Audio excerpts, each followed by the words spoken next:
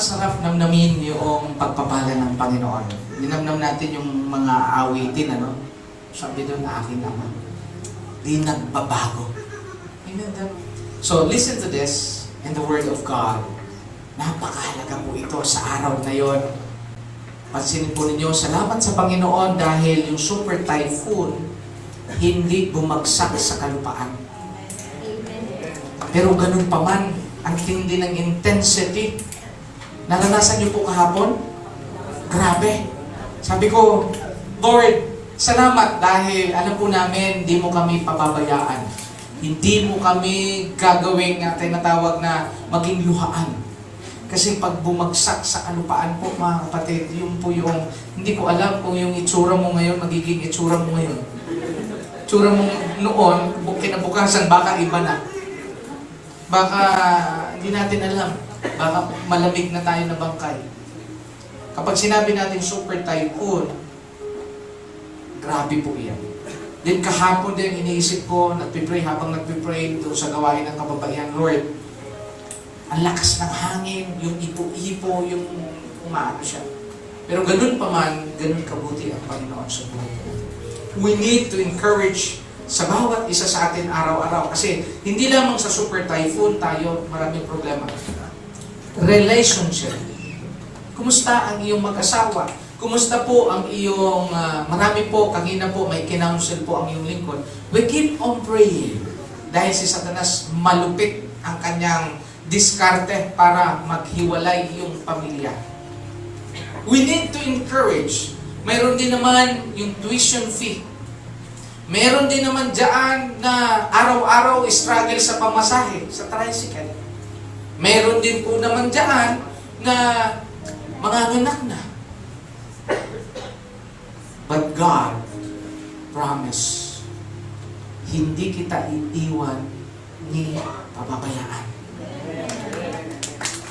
Stand firm. We have faith sa Lord. Ang ganda po ng mensahe kanina. Pagbalikan po natin ang the book of Job. Galing, ano ba? Si Satanas, sabi niya, magpupuri lang sa iyo yan kasi maganda yung kanyang buhay. Nandyan ka, pinupumay. Subukan lang natin na alisin yung kasaganaan sa buhay niya. Yan anong ginawa? Sabi ng Panginoon, o sige, huwag mo lang kunin ang buhay. Anong nangyari kay Job? Sa isang araw lang, nawala lahat ang kanyang minamahal. Isang araw lang, namatay ang kanyang mga anak. Isang nga lang anak, di ba? Parang hindi natin matanda. Ang kanyang ari-arian, more than 5,000, 7,000, kamilyo, mga tinanggal lahat sa kanya. Ang malupit pa rito, kinuha na yung mahal mo sa buhay. Kinuha yung ari-arian mo.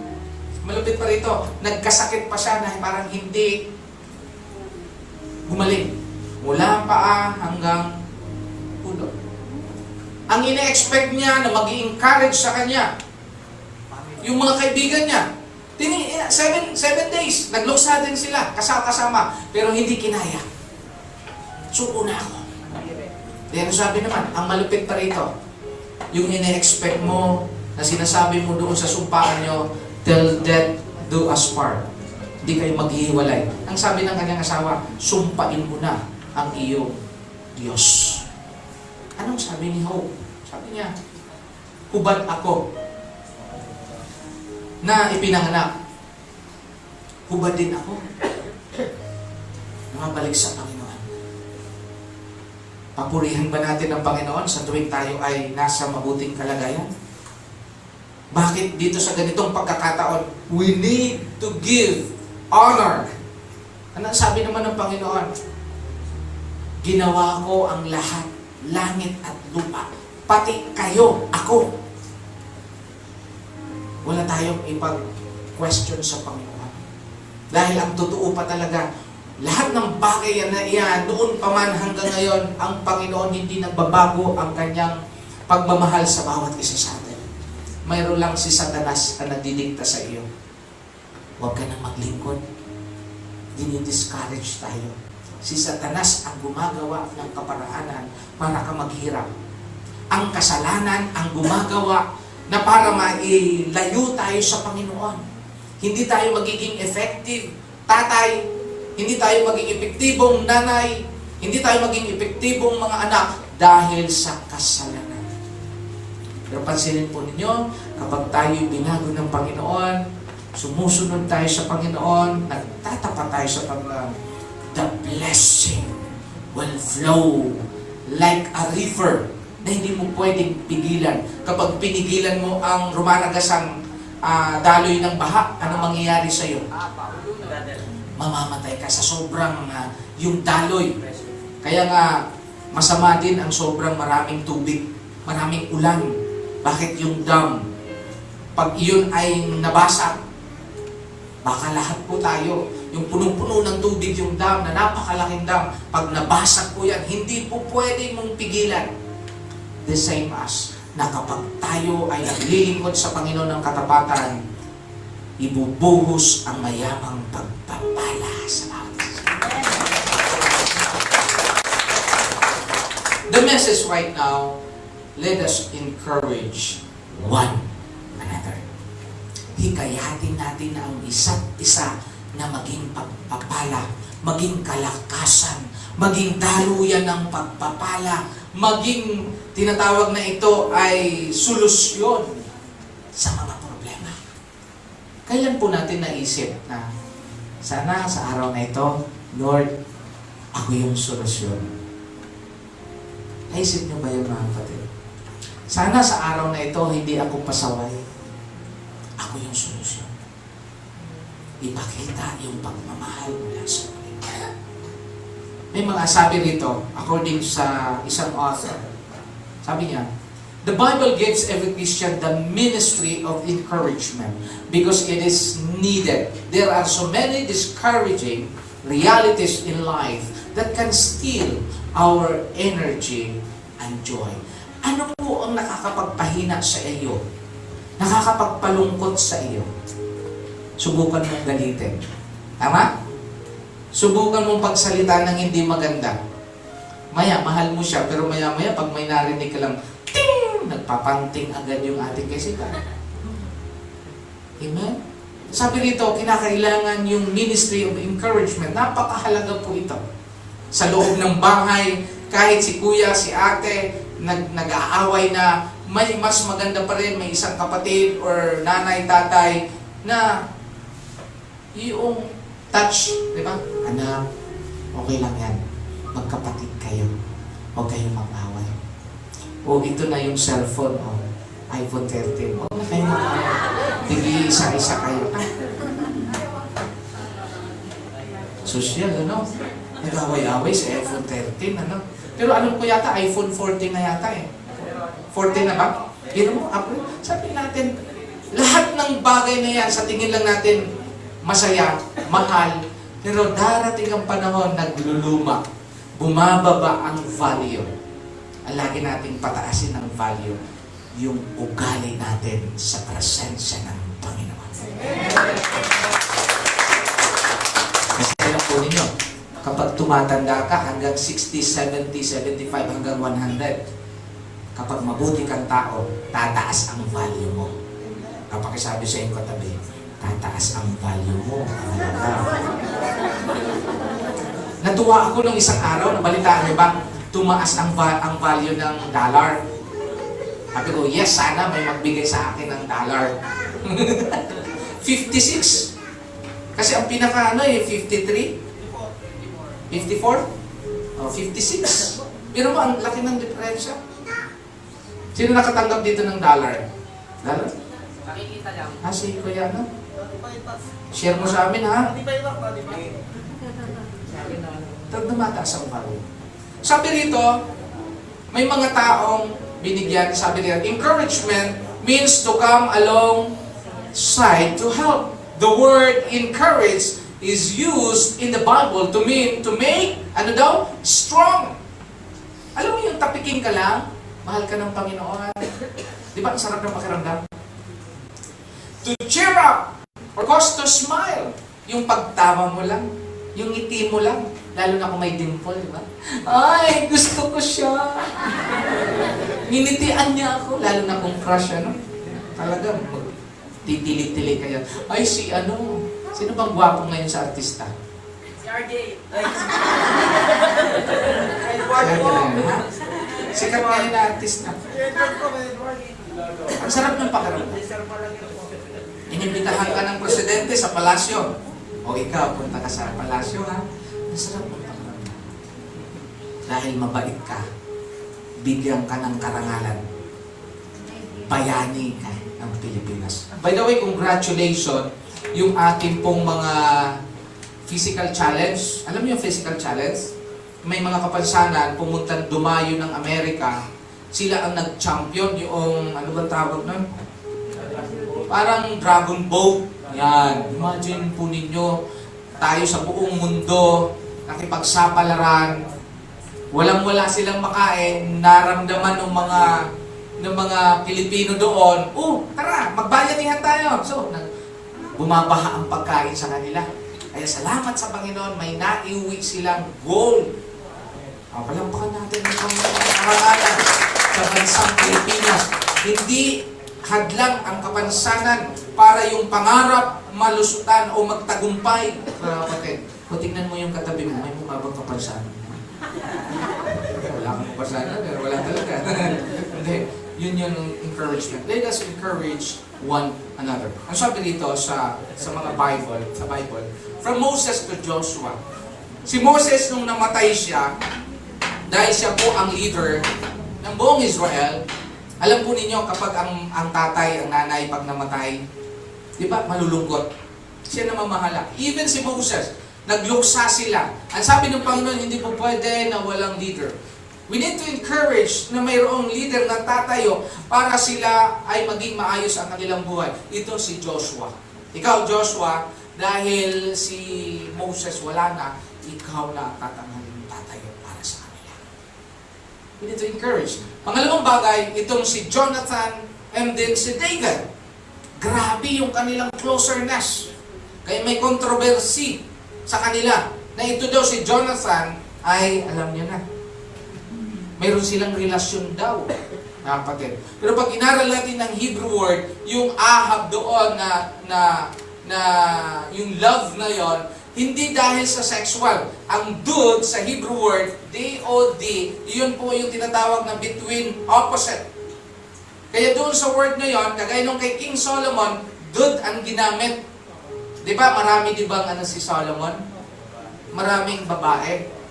Yung Ahab naman o Ahaba, ginamit sa term nitong si Jonathan at si David. Sa madaling sabi, close friend, more than doon parang kapatid, yung pagmamahalan nila. Ganun yung encouragement. Alam po niyo, napakatindi yung encouragement na to. Itong si Jonathan, anak siya ng Haring Saul. Na kung saan, itong si David, siya po ang naglilingkod sa hari. Ngayon itong hari naman, sa madaling sabi, gusto siyang patayin. Ilang beses siya na gustong patayin, ito si David. Pero hindi bumigay. Itong si Jonathan, sa halip na kampihan yung magulang, isinave niya itong si David. Ganun katindi yung encourage. Yung love. Bilang isang kaibigan, bilang isang pamilya, kasi alam naman natin, si David, righteous, ginamit ng Panginoon bilang lingkod na mamahala. Kaya tinawag siya King David. Ano po mga kapatid? Yung encouragement na yun. Ngayon ang pag-usapan natin, itong sa katauhan po ni Barnabas sa New Testament. Bakit ang tindi na lang ng encouragement itong si Barnabas ay tinawag na a son of encourager? Anong ginawa niya? Bakit gano'n na lang tinawag siya? According sa Acts chapter 4, hindi ko na isa-isahin, ibininta lang naman niya yung kanyang ari-arian. Yung lupa, kung ano man ang meron sa kanya, ibinenta niya para lang ipamigay doon sa mga nangangailangan. Pakitingin, sabi mo sa katabi mo, ibinenta niya para sa pangangailangan mo. Kaya noong unang kapanahunan, yung mga kapatiran po natin, mga mananampalataya, hindi sila nagkukulang, walang kahirapan. Bakit? Pag nalaman ng mga apostoles, O, ikaw may pangangailangan, o tara, hali kayo. Maghati-hati tayo dito. Bayanihan. Amen din mga kapatid. At yan, ginagawa na natin ngayon. Palakpakan po natin ng Panginoon. Diba? Sa tuwing may, example, may namatay, anong gagawin natin? O mag-special offering tayo para doon. May problema si kapatid, o mag-ambag-ambagan tayo. Ano pa ba? O may problema si kapatid, magtulungan tayo bilang pamilya. Walang trabaho, ihanap ng trabaho. Ganyan po yun. Pero wala pa yun sa atin nag-challenge ngayon. Pastor, benta ko yung aking kotse para ibili ng CPU. Pastor? Amen? Walang magsasakripisyo. Kaya ba? Kung kaya ba, sasaluduhan tayo na grabe yung conviction niya sa Panginoon dahil yung ginagawa niya, kapurihan sa Panginoon. Amen doon mga kapatid. May bisita pa si brother, anong name ni, ano? Ha? Jesse. Andun ba kanina? Ang bisita ba? Brother Jesse. Basta maganda po yan. Ngayon ko lang na ano, kaya, ano po ko siya, God bless siya. Ganun po ako ka-sensitive, yung mata ko, kapag ano, kanina ko pa siya napansin, ang ganda ng ngiti niya, parang in love. O, balik tayo dito. Anong pwede nating makuhang aral kay Barnabas o kay Jose, ang pangalan niya, dito sa araw na ito? Sabi dito, number 1, Barnabas looks out for the needs of others. Alam po ninyo pag ganun ang ating puso, tinitingnan ng Lord. The more ka na nagbibigay, naglalaan ng pagmamahal sa iyong kapwa, God, natutuwa ang Lord sa buhay natin. Kung the more ka man maramot, matutuwa bang Panginoon? Sabi doon, lesser to give than to receive. Na kapag tayo ay nagbibigay, pinagpapala ng Panginoon. Sabi dito, neither was there any among them that lacked, for as many as were possessor of land or houses sold them. Imagine po ninyo, binenta niya. Sabi ko nga sa kwento kanina, sana pagdating ng panahon dito, tayo din, challenge natin sarili natin. Para sa Panginoon, kung may bago kang sasakyan, sige, gamitin natin sa Panginoon. Kung may bago ka dyan ref, ibigay sa Panginoon. may dalawang TV ka dyan, ibigay sa Panginoon yung isa. Kung may aircon ka dyan, pero hindi na tayo, saka na muna tayo na mangailangan ng aircon. Basta CPU lang talaga ang ano natin. Ano pang kailangan ng praise team? Battery mas. Battery? Manunugtog. Ayan, manunugtog. Ayan, manunugtog. So, ayan, punta lang po kayo kay ano, ayan, pwede po kayo. Paglaanan natin yung bagay na yan. So, Barnabas looks out for the needs of others. Kagaya po may namatayan ngayon, mga kapatid. Example, pag pumunta kayo sa patay, isipin nyo, paano ako, Lord, maging pagpapala sa kanya? Pwede tayong magdala ng isang biscuit. Ha? O para po ito. Isang bugkos na, ano tawag ito? Kape. Ano bang kailangan sa lamay? Ha? Isang sakong bigas. Pwede yun. Kung ano po ninyo? Ano pa ba ang kailangan sa lamay? Pera. Ano pa? Hindi, pera, okay. Ano pa? No, something. Ha? Juice. Yung mga hindi nagkakape, o juice. Ha? Skyflex. O candy. Yung buto ng pakwan. Diba? May ano nga. Something na iparamdam mo is a part of encouragement sa kanila. Nakikiramay po kami, nandito po kami kasama ng pamilya. Hindi din mga kapatid. Hindi yung pagpunta mo, ikaw pa yung uubos ng pagkain mo. Ang malupit nito mga kapatid, hindi naman nangyayari yan sa patay, sa may sakit. Sasabihin ng may sakit, bibisita, may dadalaw. Sabi nung may sakit, naku, wala naman akong ganang kumain. Ayan sa ref, ayan sa ano, kainin nyo na lang yan. So, tuwa naman yung ano. Wala talagang tinira, ubusin lahat talaga. No? Tara, punta tayo doon kasi may sakit na. Sa halip na gumaling yung tao, naging problema. Yung pagdalaw doon, lahat, ubus lahat yung ano. Wala man lang dinalagang isang piling na, o isang pirasong saging. Pag hindi, ito na yung, hindi ka kakain, ang mahalaga doon. Naiabot mo encouragement niya. Kumain ka na. Huwag kang mag-alala kahit wala kang ganang kumain ngayon. Sige, mahalaga. Huwag naman pagkatapos mo, mayaman lang patapat. Ay, pumunta doon na. Please, maging pagpapala, maging kagalingan, nawa, yung prayer, yung small thing, na kapag pinagsama-sama natin yan, malaking bagay ang encouragement about this. Palampakan po natin ito. Pangalawang puntos na gusto ipaabot sa atin ng Panginoon. Barnabas looks out for the new converts. Pag binasa po natin ang Acts chapter 4, nagsalita sila doon, mahigit ang nakinig, 5,000 na mga tao, in-encourage nila na tumanggap sa Panginoon dahil namatay at nabuhay na maguli ang ating Panginoon at mayroong pangako ang Panginoon na buhay na walang hanggan para sa ating lahat. After that, nag-pray sila sa Panginoon. Din ano yung mga pangangailangan ninyo? Ito yung para sa iyo. Hindi lamang pangangailangang material, mahalaga din mga kapatid, pangangailangang espiritual. Na sana mailaan natin ang espiritu natin, maibalik sa Panginoon. Kahit anong yaman natin ngayon, kahit anuman ang tinatamasa natin ngayon, mamamatay at mamamatay tayo, nawa ang kaluluwa natin maibalik sa Panginoon. Amen din mga kapatid. Kayo po, kailan nyo nasiran yung chismosa na invite sa church? Tara, punta tayo sa halip na mag-chismis tayo dalawa. Punta tayo sa church. Anong gagawin nun? Kakain lang tayo. Kailan nyo na-invite yung iyong asawa ng sama-sama ng wala? Alam po ninyo, mga masasamang dalhin na dito sa church kasi ang church nga hospital na mga masasama na babaguhin ng Panginoon. Palakpakan ka na. Hindi ang napunta rito ay, ang sabi ng ating Panginoon, hindi ako naparito sa lupa para sa mga magagaling. Sa magaling na. Ako'y napunta para sa mga may sakit. Ganun din po mga kapatid, itong church nito, ang kapilya ng Panginoon, hindi lang ito para sa righteous ka, niligtas ka ng Panginoon.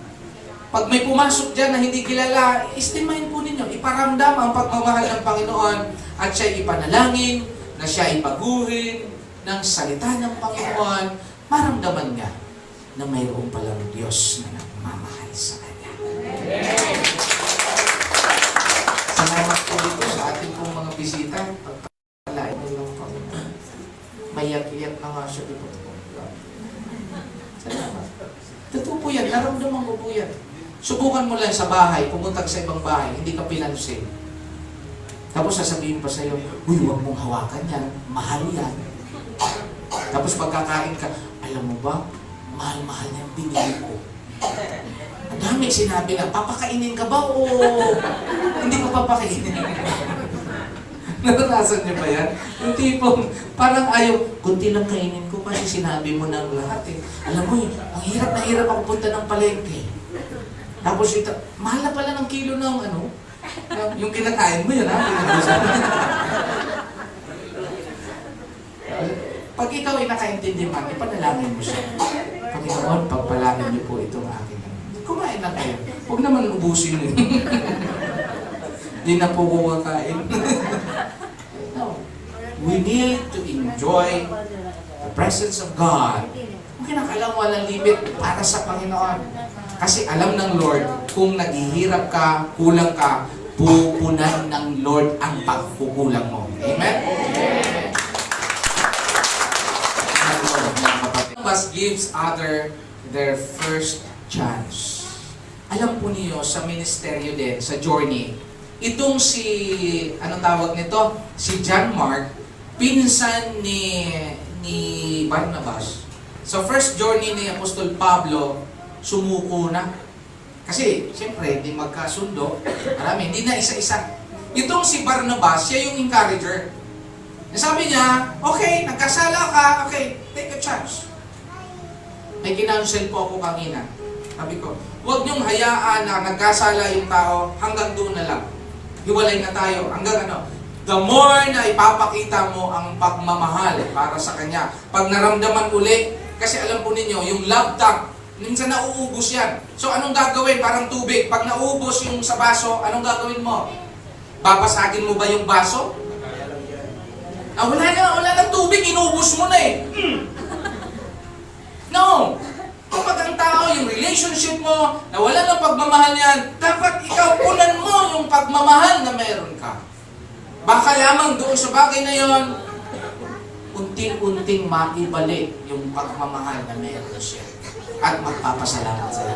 Salamat, kahit ako nagkasala, minahal mo pa rin.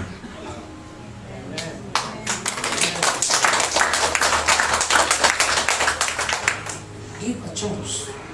Habang nabubuhay, may, ano ba yun? May pag-asa. May second.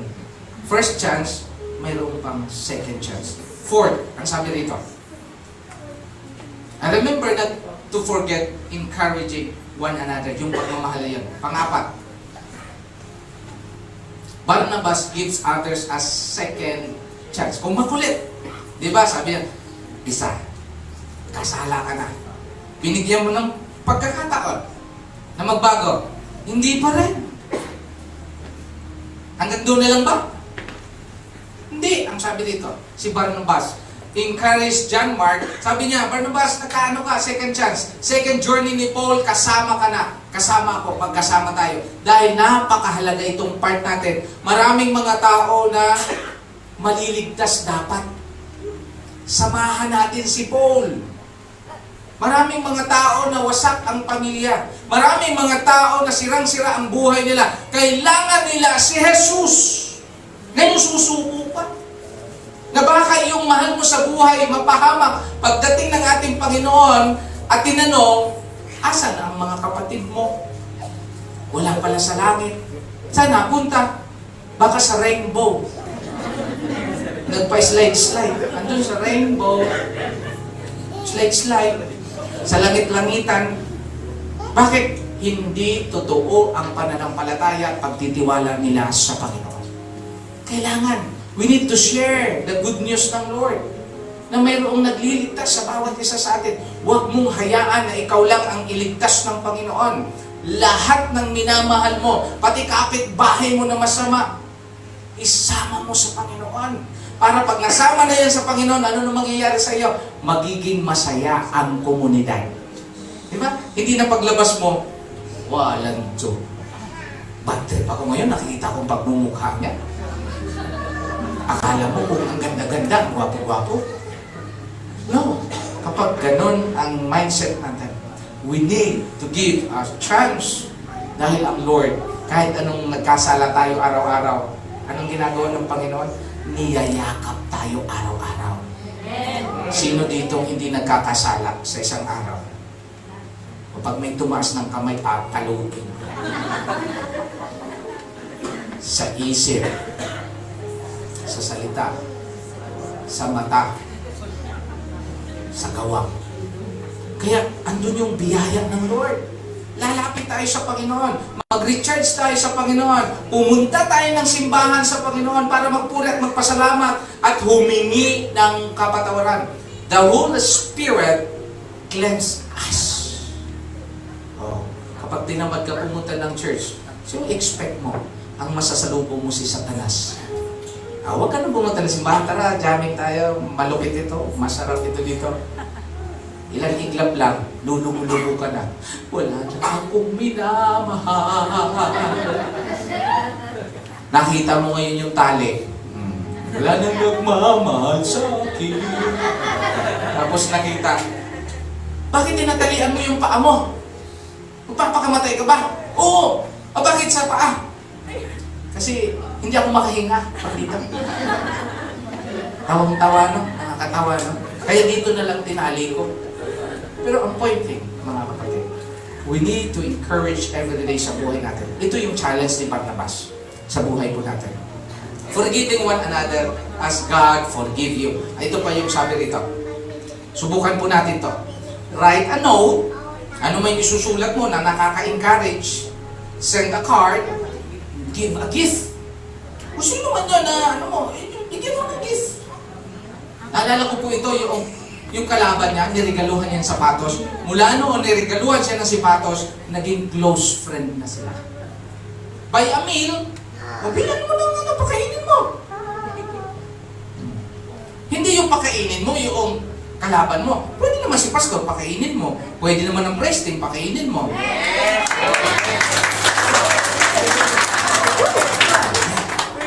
Kayo makikinig kayo. Perform an act of kindness. Every day, para pagpalain ka ng Panginoon, gumawa ka ng paraan, sino mong i-bless mo. May nangangailangan, huwag ka nang patumpik-tumpik, bunot agad. Parang si FPG. Hindi yung, nagmamakaawa na siya. Alam mo na yun, na pwedeng tulungan o hindi, mga kapatid. Give a second chance. Forgive. Yung sinasabi forgive, hindi lamang sa nagpautang. Hindi naman sinasabi na, pastor na, huwag mo nang bayaran yung utang. Kailangan mo rin sa sarili mo, lumaya ka doon sa tinatawag na alipin ng hatred. Alipin ng bitterness. Kapag na-forgive mo na, lalaya na. Ang unang pinapalaya mo yung sarili mo. Amen? Reach out to a hurting person. Yung bagay na yun. Kasi may problema nga siya eh. Kulang siya sa pagmamahal, di punuan mo siya ng pagmamahal. Kung hindi kaya, manalangin tayo sa Panginoon. Ito matindi. Say, mahal kita. In 1 week lang. Sabihin nyo, kapatid sa kapatid, sabihin mo, alam mo tol, mahal kita. Kailan nyo nasabi yun? Kanina lang po. Kanina? Praise the Lord, palagpakan po natin. Yung mag-asawa, i-challenge yung sarili nyo. Kasi powerful word ito. One of the powerful word, yung sabihin na makarinig ng mahal ka niya. Alam mo, ang pinakamasakit na discouragement nang sabihin sa'yo, hindi na kita mahal. Subukan nyo lang 1 week. Itong challenge natin. Paglabas ng bahay, sabihin mo, mahal kita, mahal. Kasama pang kiss sa mag-asawa. Pero, take note, Dayan, si Giselle, sino po ba yung may boyfriend, girlfriend doon? Huwag yung gayahin, lips to lips, yung mga ano pa, mahal kita. No, sa mga mag-asawa lang po itong ating inaalo. Ipakita natin. Sa akin pong may bahay, malapit na. At ngayon pa lang, from the bottom of my hypothalamus, we love you.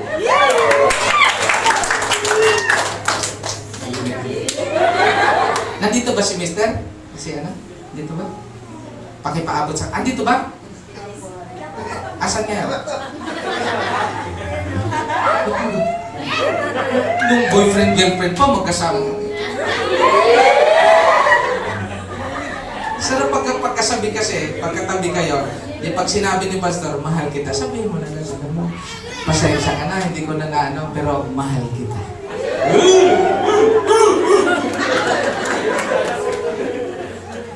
Amen ba doon mga kapatid?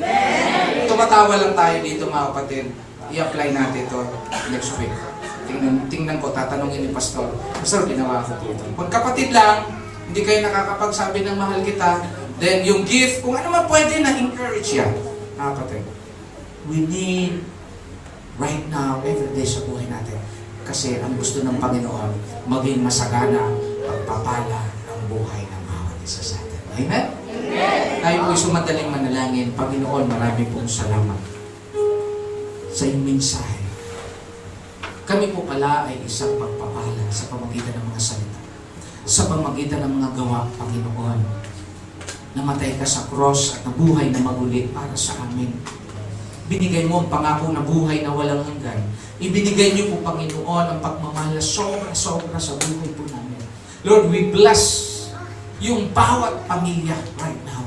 Ganon din po sa mga nakikinig right now. Patuloy niyo pong pagpalain sila. Lord, nanawa, Panginoon, hindi lang sa material blessing, kundi spiritually, Lord God, na sila din ay maabot namin yung mga hindi pa nakakilala sa iyo. And then right now, Lord, Sa iyo po namin ibinabalik lahat ng parangal, pasasalamat, dahil ikaw ang Diyos na nagbigay sa amin ng the best encouraging God sa buhay po namin. Lord, salamat sa bisita po namin ngayon. Pagpalain niyo po siya. Nawa, Panginoon, marami pa siyang kasama na mailapit sa iyo, maimbitahan dito sa church na ito. Ganun din po sa amin pong mga kapatiran na hindi papayag na ang iyong mensahe ay mawala, kundi sila rin maakay namin dito sa iyong bahay sambahan. All the glory we give thanks to you, Father. In Jesus' name we pray. Amen.